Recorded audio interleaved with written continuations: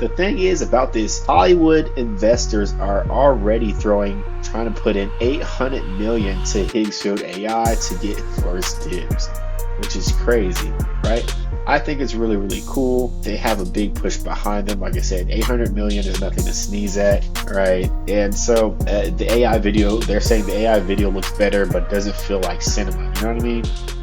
What's up? What's up? What's up? Welcome back, y'all, to another episode of Autonomous Income. I'm your co-host, Deuce Noble. And I'm your co-host, DJ. What's going on today, Deuce? Man, of course, another day in this AI world that we're living in. Everything is advancing so quickly. But today we're going to talk about a couple of cool topics that have dropped and have been announced. The first one, of course, being Nano Banana, which is Google's new code name for their image editing tool in Gemini. So we're going to go over that, the updates, and what's new and the latest and greatest with that. Also, we're going to shed a spotlight on Higgs Field AI, which is a image to video generation tool that has Hollywood in not necessarily an upward, but a bidding battle of upwards of 800 million to get the rights to it. So that's kind of all I have on my side. DJ, you got anything for us? Yeah, man. Also, of course, we're going to touch on the Apple event, the hardware event that's coming up. Talk about some That's speculation that's going right. on there, where they're at in leveraging AI for their products, especially specifically their hardware, and some of the rumors about like how they may be tagging with a rival, tag teaming with a rival to accelerate their timeline of AI. So we'll dig into that a little bit more. All right. Well, let's go ahead. Let's go ahead and unpack it. Let's go ahead and start with Nano Banana. Let's go ahead, unpack that. Interesting name choice, of course. The naming conventions we always love to talk about, but Google never ceases to surprise us with their naming conventions. But yeah, let's go ahead.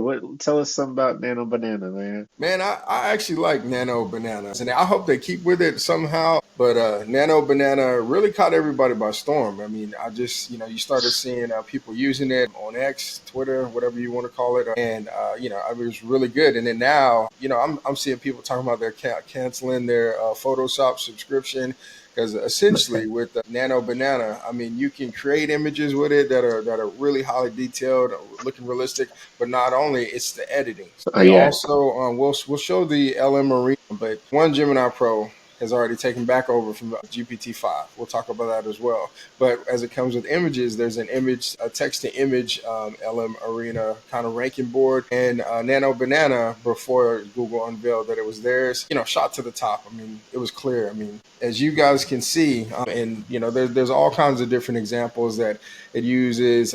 You don't have to, be a pro with Photoshop and get into all the tooling and do something. You've used Photoshop or something similar before, right? In the Absolutely. past, Yeah. you go into the Adobe suites and they're awesome tools, but it's just like if some people go to school and it takes them a long time to learn how to use Yeah, I all. mean, photoshopping and image editing in general is very hands-on. A lot of skill, a lot of practice, and I've even seen and done pixel by pixel changing. Like you zoom in, just changing bits by the pixel. So that's why a lot of graphic designers they charge so much. But this really changes the game if you think about it. And if you really go back or dive into Google and their history with images, they've been kind of at this for a long time. And you got to think, if you look at what they've been doing with the Pixel, they've been ahead of the game with computational photography. And I guess you could say creating better images on the fly, right? And that really goes to show how their editing tools that have been previously there comes into play when you're looking at Nano Banana. And that Yeah, and computational they've had like photography, Magic Edit or right? Magic, right? Wasn't it Yeah, called yeah, that? yeah. Something where you can make, yeah, yeah, yeah. Yeah, with that magic edit. But that's really if you take a peek, behind the scenes, this is really kind of what Nano Banana is doing, right? The AI ML stuff, taking all the data they have, but you got to think, Google has a huge database and all the images that either go into Google, where they're using photos, but they've been even back in the day, I think it was called, was it, I forget what it was, but anyway, Google has a huge repository of photos that they can learn from. That's why the AIML works so well. But the link that, if you're looking at, like you said, the LLM arena, Nano Banana is way ahead of the game just because of what they've done in the past. Yeah, I mean, Nano Banana is super solid, all over the place. Matthew Berman, Matt Wolf. A lot of people kind of in the niche have already kind of went over that.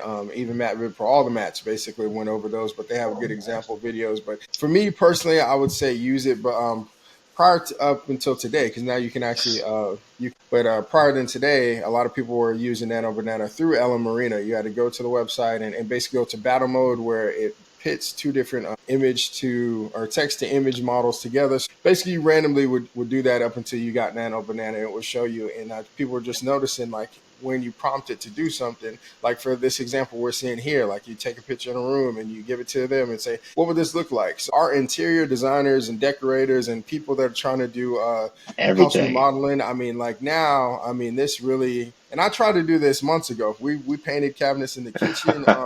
And it was all right. Like it wasn't bad. And I was using a Chat GPT 4.0 image or whatever, Yeah.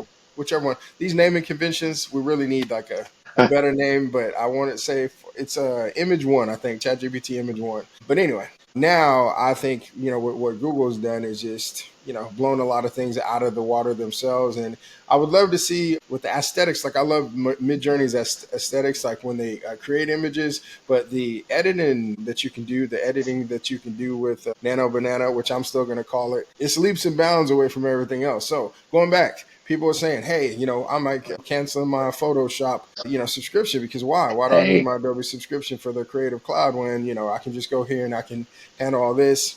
I would, it just depends on, I guess, your use case for that. But I mean, it's a very, very powerful tool. Well, I will say this, just for a little bit of housekeeping. I can appreciate the fact that Google immediately adds in, of course, my Google speaking of, immediately adds in a watermark saying that this is an AI photo. If you notice at the bottom right-hand corner, as soon as you start editing the Yeah, photo with a yeah, prompt, it adds that watermark. I can appreciate that for the housekeeping because, like you said, if people start to get rid of, or, saying they want to get rid of Photoshop subscriptions and everything and stick to editing photos using this, I have no problem with that. But at least, hey, are we going to start noticing, are we going to get to a point where everyone has to figure out, is this an AI generated image or not? yeah. Right. So I can appreciate that. But if you think We're about it, like past you that, said, man. It's crazy now. I mean, We might as we well are, put but us in like the Taj Mahal, man, or something like just like or something like something I'm that we're going saying to though, move into. But I mean, yeah, just like as our thumbnail, because maybe we'll create something using Nano Banana and put that in the video. But just the but creativity that you can have now, yeah, just but no, even like you said, like even with interior designers, like you're starting a business, this is really something you can use to help scale. Like, hey, this is what this room will look like this way. This is how we want to style this room. You can really get a accurate model description yeah, of things, especially for business owners. But a lots of different things. You can think about clothing designers. You can yeah, use this to model your new line of clothing coming out, right? You could really get creative with how you use this in a lot of different yeah. ways.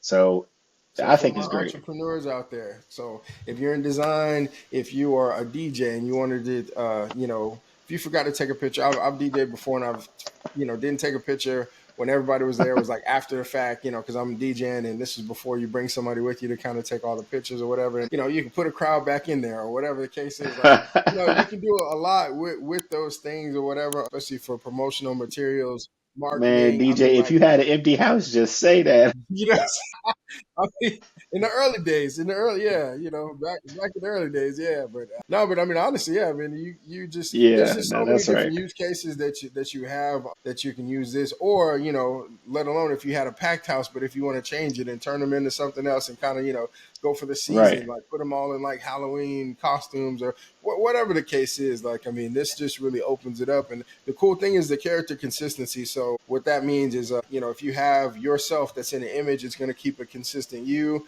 As you can see before, like if you put in two different, if you say, hey, like here, this person and the dog, put them into an image together, and it's seamless, right? I mean, so Right.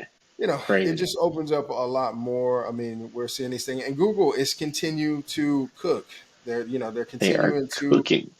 yeah, man, they're continuing to do all of those things. So no, I really like it. I do a lot of digital design work as well. I mean, with granted, I will say I do think there's still a place, especially right now, for Photoshop, for certain things, right? But for those who are looking to create their own images and do something quick on the fly, they don't have design skills and they didn't go to school for that, or they don't know how to do it, and you need something. This is a great way to, get your feet wet at, starting to design things, right?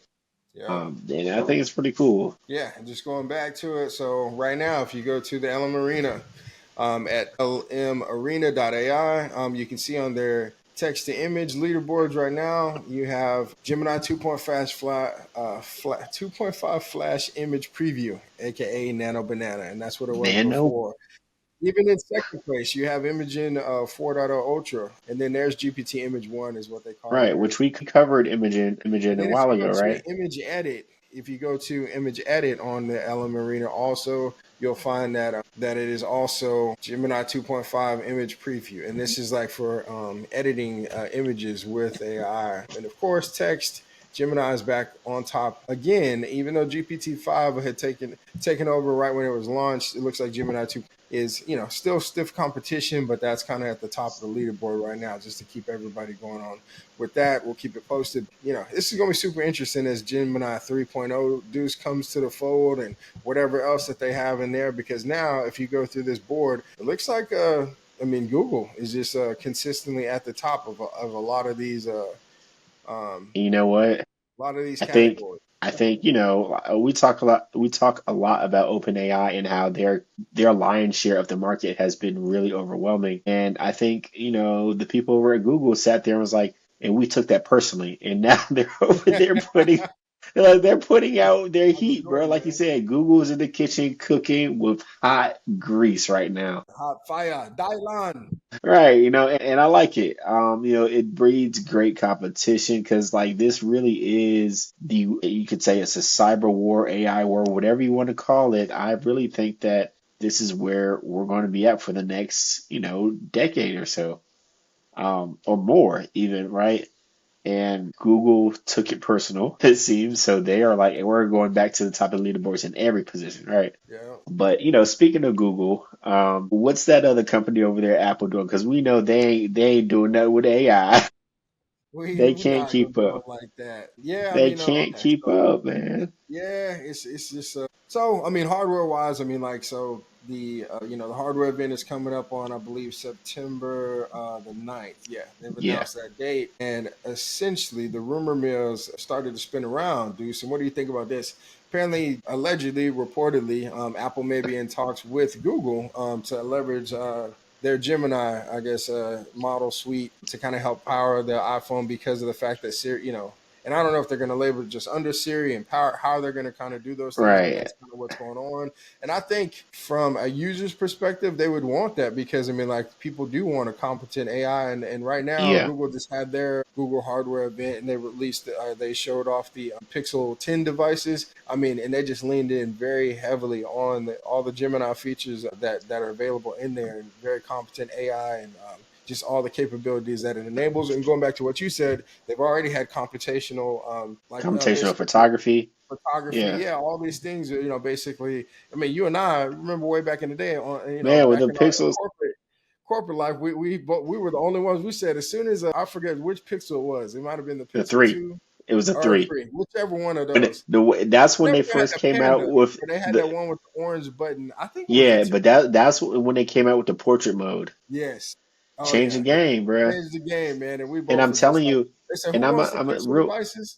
And we were the first ones. The yeah. first one. Yeah. But look, what's so interesting about that, I used to tell people, I was heavy on, so I'm a iPhone user, right? But I was heavy on the Android and the Pixels just because of how great the pictures came out, right? iPhone at the time was still so far behind, but they were like, man, the thing is this, when Apple would do their device events and everything and show their pictures, the picture would be great, but guess what? They were edited after the fact. Whereas with a Google Pixel, you take the picture and behind the scenes, it would do the edits on the fly. So that was the biggest difference of why computational photography was so much better. You didn't have to change the aperture or the lighting or any of the settings. It just did it, right? So, and that's the biggest difference between, yeah, an iPhone takes great pictures after you make some edits and changes to the settings, right? Yeah. But the Pixel does it on the fly. And I think this is why Google's been killing it. But to your point, I think Apple, trying to partner with Google to get some of the Gemini updates to their device might be beneficial for them, honestly, because we know Apple's hardware, like I said, we've said this in the past, Apple's hardware is killer. That's what they're good at. That's what, we expect from them. Hard knock, foolproof hardware that is very, very great. So them partnering might be beneficial for them, in my opinion. Yeah, I mean, I think so. So if that comes into fruition, we'll have to see how that plays out. And I go between both. Like, I like Android OS. At first, I was iPhone diehard, but then I dabbled in Windows Phone for a while too. Like I was always like exploring. I did. I mean, like, cause my thing is just like you can't be objective about a operating system or about a device. Like everybody who has something to say about another device or another operating system, if they haven't used it, then I'm just Well, like that's especially hearsay. especially in the industry we work in, absolutely, yeah. Yeah. So five top things just so we touch on this real quick is as you can see the thin iPhone. I think they're supposed to be unveiling reportedly an iPhone Air, and then satellite capability for maybe the Ultra Watch or the Ultra Watch that's coming out. AirPods having heart rate. New pro camera design and different colors of course that they have and the phone I think they're a little bit different design, of course, this year for the phone itself. So I think it'll stand out in comparison to the previous years where they kind of look similar. So we'll see. I'm excited about it. So I guess the question is, Deuce, and for everybody that's out there, you going with iPhone, even though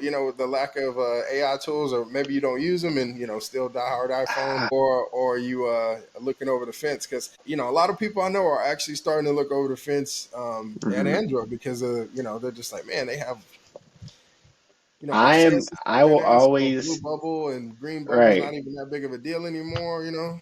I'm always going to look over the fence, but the only thing that right now is keeping me strictly iPhone and Apple side is just the ecosystem. Yeah. And I don't know how or when I transitioned to, I got a MacBook, Apple Watch, iPad, all the things, right? The ecosystem kind of keeps me into the loop with everything, right? I really like it. Walled garden got you. You know what I'm saying? So it's like, all right, I'm kind of stuck there. Yeah, Yeah, peeking over that fence at what Google's doing, it's really hard. But right now, yeah, that's just where I'm at. that makes sense. That makes sense. So what's going on with Higgs Field? Man, all right, yeah, so Higgs Field AI. Let's go ahead and unpack that. This one I'm excited about because you know why.